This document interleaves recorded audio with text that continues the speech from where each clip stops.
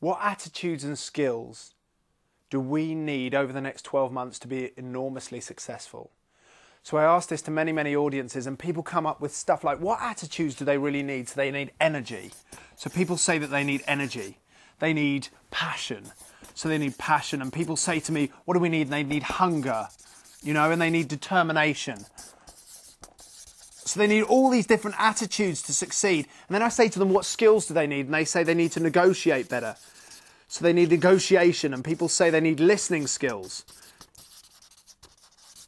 And they need communication. So they need a lot of communication skills.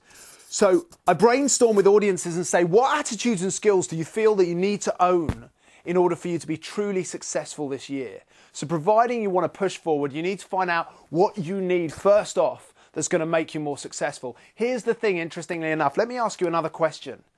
At what stage when you were 1 year old did your parents turn around to you and say, give it up, kid, you're never going to be a walker? They never said that to us. Even though they knew that one day we were going to walk, they kept encouraging us. What's my point? My point is, how energetic is a 2-year-old? How much passion, how much hunger, how much belief, how much determination does a 2-year-old have? Masses. And then we get to 3, 4, 5 years old, people start saying, you know what, lower your standards. You know what, you're not hard enough to play football with us, you're not clever enough to work with us, people lower their standards. Here's the thing, I believe we can learn skills. Here's where most businesses spend loads of their money, loads of their time. We can't change somebody's attitude, but we can remember one. So let me ask you this final question today is, when has it been in your life when you felt magnificent? Before you start work, every morning of your life, remember the times where you've had the most courage, you've had the most passion. Remember being a child.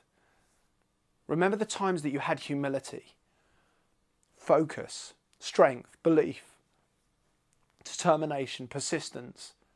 When were the times when you felt like a child? Anchor that in your subconscious before you start work, before you sit at your desk. Feel in your heart where you really belong.